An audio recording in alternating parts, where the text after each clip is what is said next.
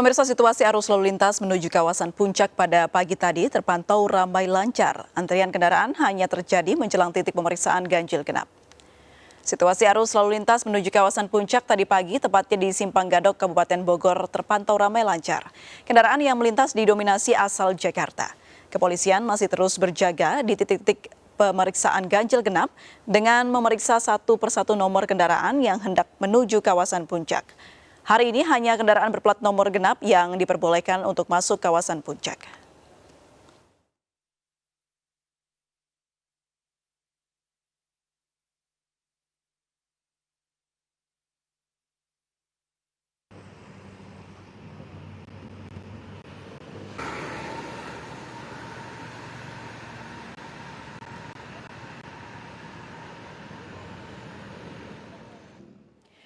Ya, hanya kendaraan berplat nomor genap yang diperbolehkan untuk memasuki kawasan Puncak. Lalu bagaimana situasi lalu lintas Puncak sore ini? Sudah terhubung jurnalis Yasmin Atania.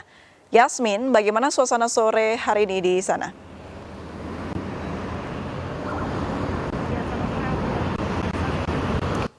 Barat tadi, kawasan Puncak menerapkan sistem satu arah atau one way, di mana kendaraan yang diperbolehkan melintas adalah kendaraan dari arah Puncak menuju Jakarta. Sementara itu untuk sebaliknya, dari arah Jakarta menuju Puncak ataupun dari arah Ciawi menuju Puncak ini dihentikan sementara waktu di gerbang tol Ciawi dan juga di sekitaran Simpang Gadok, tempat saya melaporkan saat ini. Dan untuk situasi arus lalu lintas di kawasan Simpang Gadok ini terpantau ramai lancar, terutama kendaraan yang hendak mengarah ke arah Jakarta. Namun tadi kami sempat memantau di Jalan Raya Puncak memang sempat terjadi kepadatan di sejumlah titik seperti di Pasar Cisarua, kemudian di titik-titik di dekat dengan lokasi wisata maupun penginapan. Mengingat hari ini merupakan arus balik wisatawan yang menghabiskan waktu akhir pekannya di Puncak untuk kembali ke Jakarta atau sekitarnya. Dan selain daripada itu dapat kami informasikan bahwa memang di kawasan Puncak ini masih memberlakukan sistem ganjil genap untuk hari Jumat, Sabtu dan juga Minggu, di mana untuk hari ini merupakan tanggal genap sehingga kendaraan yang diperbolehkan melintas atau memasuki kawasan Puncak adalah kendaraan berplat genap. Sedangkan untuk kendaraan berplat ganjil akan langsung diputar balikan oleh pihak petugas. Dan dapat kami informasikan April dan juga pemirsa, tadi kami sempat juga untuk memantau situasi di salah satu lokasi wisata, destinasi wisata favorit di kawasan Puncak, yakni Taman Safari Indonesia.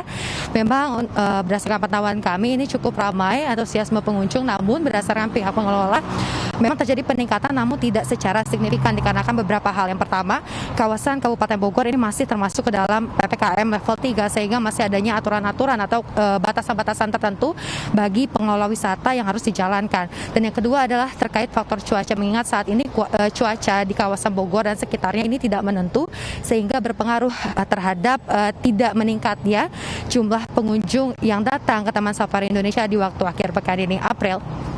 Baik, Yasmin, apakah menurut pantauan Anda atau sepengetahuan Anda adanya antrian arus balik dari lalu lintas hari ini? Ya, April dan juga pemirsa, untuk antrian arus balik tadi saya sudah menyampaikan bahwa memang terjadi di beberapa titik, tepatnya adalah di titik-titik sekitaran lokasi wisata seperti di Simori, kemudian di pertigaan Taman Safari Indonesia, dikarenakan memang saat ini sudah mulai banyak wisatawan ataupun kendaraan yang hendak melakukan perjalanan balik ke rumahnya masing-masing, terutama ke kawasan Jakarta dan juga sekitarnya. Dan memang untuk hari ini berdasarkan informasi dari pihak kepolisian, di pagi tadi saja memang kurang untuk kendaraan yang melintas ke kawasan Puncak ini tidak sebanyak di hari kemarin atau di hari Sabtu, mengingat untuk hari Sabtu ini banyak wisatawan yang mencoba untuk menginap di hari Sabtu dikarenakan hari Minggu ini masih libur begitu. Sedangkan untuk hari ini memang tidak terlalu banyak kendaraan atau wisatawan yang mengarah ke arah Puncak, melainkan lebih banyak kendaraan yang hendak balik ke rumah masing-masing atau hendak pulang ke rumah masing-masing, mengingat untuk besok ini sudah mulai kembali bekerja. April. Ya, Yasmin, adakah upaya penguraian kemacetan dari pihak kepolisian seperti pengalihan arus lalu lintas untuk mengurai kemacetan? Upaya yang sedang dijalankan saat ini oleh pihak kepolisian adalah tadi sejak pukul 13 waktu Indonesia Barat diberlakukan sistem satu arah atau one way untuk mengurai terjadinya kepadatan di beberapa titik. Dan memang untuk saat ini situasi arus lalu lintas pun semakin terpantau lancar, begitu tidak terlihat adanya kendaraan di sekitaran Simpang Gadok ini. Namun untuk sampai kapan ya sampai kapan ya untuk satu arah ini diberlakukan, ini bersifat situasional melihat kondisi di Jalan Raya Puncak apakah sudah semakin kondusif atau tidak. April. Yasmin, kalau tadi Anda menyebutkan adanya kepadatan ya di titik-titik tertentu, apalagi di tempat wisata. Paling panjang kepadatan ini berapa kilometer, Yasmin? Ya, April, berdasarkan pantauan kami untuk kurang lebih sekitar 1,2 km kepadatan terjadi di sekitaran Jalan Raya Puncak. Namun untuk jika mengarah ke arah Simpang Gadok ini sudah terpantau ramai lancar. Kepadatan mulai terjadi di sekitaran Jalan Raya Puncak di dekat Taman Wisata Matahari hingga menuju ke Pasar Cisarua. Mengingat memang jika tidak memasuki akhir pekan pun untuk di titik Pasar Cisarua ini sering terjadi kemacetan dikarenakan di sana banyak sekali aktivitas masyarakat untuk berbelanja ke pasar dan juga memang untuk jalannya sendiri ini kawasan pasar dekat dengan jalan raya utama di kawasan Puncak ini, April. Masih bicara soal lalu lintas, Yasmin, adanya kepadatan di beberapa titik wisata begitu. Apakah terlihat petugas-petugas yang mengatur dari kepadatan ini? Ya, April dan juga pemirsa, berdasarkan pantauan kami memang petugas ini berjaga di sejumlah titik kemacetan seperti di Pasar Cisarua, kemudian juga di pertigaan atau persimpangan di Taman Safari Indonesia untuk membantu mengurai kepadatan kendaraan. Meskipun saat ini jalur satu arah diberlakukan, tapi memang karena banyaknya kendaraan yang hendak mengarah ke Jakarta atau arus balik kendaraan dari arah Puncak menuju Jakarta, sehingga memang volume kendaraan di kawasan Puncak, tepatnya di sore hari ini menjadi meningkat, sehingga dari pihak kepolisian memutuskan untuk memperlakukan sistem satu arah. Dan sekali lagi, untuk pemberlakuan sistem satu arah ini bersifat situasional, melihat kondisi di lapangan apabila keadaan sudah semakin kondusif dan juga tidak terjadi kepadatan kendaraan di wilayah Jalan Raya Puncak ini, maka pihak kepolisian akan kembali memperlakukan sistem dua arah. April. Baik, terima kasih Yasmin Natania melaporkan langsung dari kawasan Puncak. Selamat bertugas kembali. Pemirsa, libur akhir pekan ribuan pengunjung pada Taman Marga Satwa Ragunan Pasar Minggu Jakarta Selatan Minggu pagi.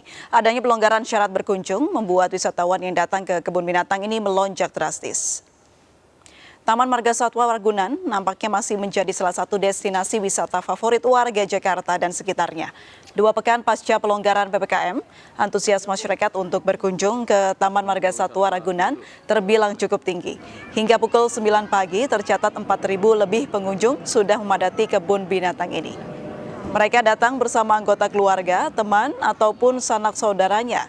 Selain harga tiketnya yang relatif terjangkau, di kebun binatang ini para pengunjung dapat melihat langsung berbagai koleksi satwa yang ada. Beli sekardus kemarin di rumah. Ya, pemirsa, Taman Hutan Kota Penjaringan menyuguhkan wahana baru berupa fasilitas Taman Labirin yang berlokasi di tengah kota. Taman Labirin yang dibuat sejak tahun 2020 ini mempercantik pemandangan hutan kota yang terletak di bilangan Jakarta Utara.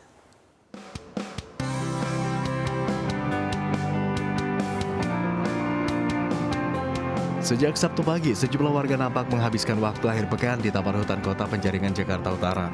Selain menikmati keindahan hutan di tengah kota, beberapa keluarga juga tampak mencoba taman bermain labirin yang berlokasi di bagian tengah. Labirin ini lebih kurang, pada waktu pembuatan ini ada lebih kurang 2.500 meter. Di tengah labirin berukuran sekitar 2.500 persegi ini, pengunjung bisa mencoba permainan mencari jalan keluar. Selain mencoba permainan labirin, beberapa pengunjung bahkan nampak berfoto di tengah labirin bersama keluarga. Bagus ya, itu anak-anak juga suka main di labirin ini.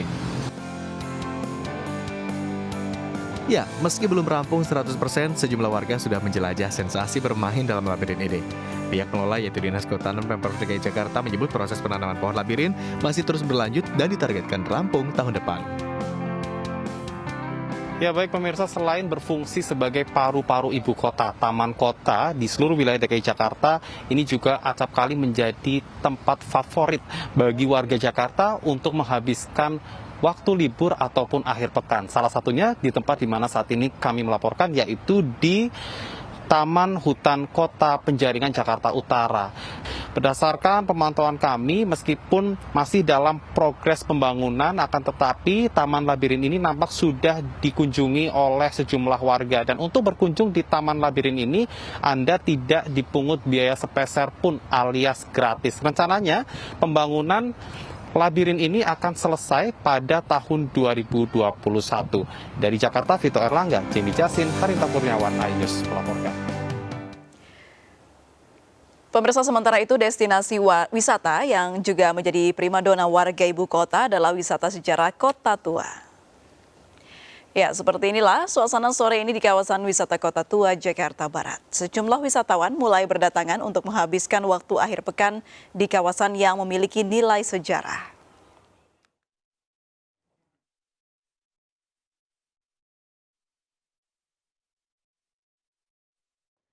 Ya, lalu seperti apa suasana di kawasan Kota Tua, Jakarta Barat? Sudah ada jurnalis Baby Kristami. Baby, seperti apa antusiasme wisatawan di sana? Selamat sore April dan juga pemirsa, terpantau memang pada minggu sore hari ini destinasi wisata Kota Tua ramai oleh pengunjung. Selain ini berada di pusat kota yaitu Jakarta Barat, lalu juga tidak perlu mengocek isi dompet terlalu besar, bahkan masuknya saja ini gratis. Nah, tapi yang perlu menjadi catatan untuk wisata Kota Tua tidak boleh lebih jumlah pengunjungnya dari 500. Tadi ketika saya dan tim masuk ke area dalam wisata Kota Tua, ini ada syarat yaitu harus meng-scan atau memindai barcode dari aplikasi Peduli Lindungi. Jika tidak lolos, maka ini akan ditahan dan tidak diperbolehkan untuk masuk. Nah, tadi kami adalah salah satu pengunjung terakhir. Ini kami nomor 500-an, dan setelah di atas 500, maka petugas ini tidak memperbolehkan pengunjung sama keluarga dan juga kerabat terdekat, namun tidak diperbolehkan masuk oleh petugas. Kerabat terdekat namun tidak diperbolehkan masuk oleh petugas karena lagi-lagi meskipun kita sudah berada di level 1 PPKM, namun tetap protokol kesehatan harus diterapkan secara ketat. Salah satunya adalah menjaga jarak. Kalau lebih dari 500 ini dikatakan oleh petugas akan sulit untuk menerapkan protokol kesehatan, yaitu menjaga jarak. Kami juga melihat di sekitaran area dalam Kota Tua ini disediakan portable pencuci tangan atau wastafel portable. Ini dapat digunakan oleh pengunjung yang berada di area dalam Kota Tua. Nah, yang berbeda pada saat PPKM level 1 ini dibandingkan dengan PPKM sebelumnya, yaitu level 3 dan level 2. Kalau sebelumnya museum, baik itu museum sejarah, museum keramik, museum wayang ini ditutup, namun pada saat ini PPKM level 1 seluruh museum yang ada di Kota Tua sudah dibuka kembali. Harganya juga murah, hanya Rp5.000 per tiket untuk dewasa dan Rp3.000 untuk anak-anak. April. Terima kasih Baby Kristami informasinya. Selamat bertugas kembali. Ya, pemirsa, kami akan segera kembali usai jeda berikut. Tetaplah di MNC News.